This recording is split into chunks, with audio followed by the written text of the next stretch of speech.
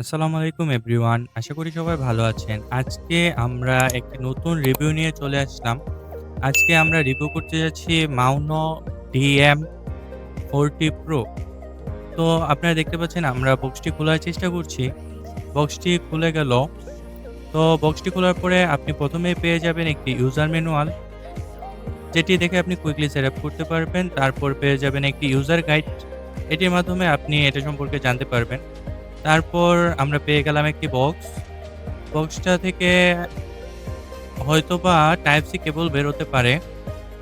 তো আমরা বক্সটা খুললাম। খোলার পর একটা চার্জিং কেবল, টাইপ সি একটা চার্জিং কেবল আমরা দেখতে পেলাম। তো কেবল কোয়ালিটিটা ভালোই ছিল।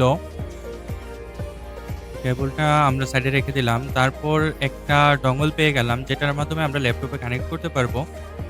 তারপর ড্রাগস টাইপের একটা কিছু দেওয়া আছে, সেটাও রেখে দিলাম সাইডে। তারপর আমাদের কাঙ্ক্ষিত মাইক্রোফোনটি চলে আসলো। আমরা মাইক্রোফোনটি হাতে নিলাম। হাতে নেওয়ার পরে ফিল করলাম এটা অনেকটা ভারী। তো আমরা এখন পাওয়ার অন করতে যাচ্ছি। পাওয়ার অন করার পর মাইক্রোফোনটার লুকটা অন্যরকম হয়ে যায়। তো এই ছিল আমাদের আজকের ভিডিও।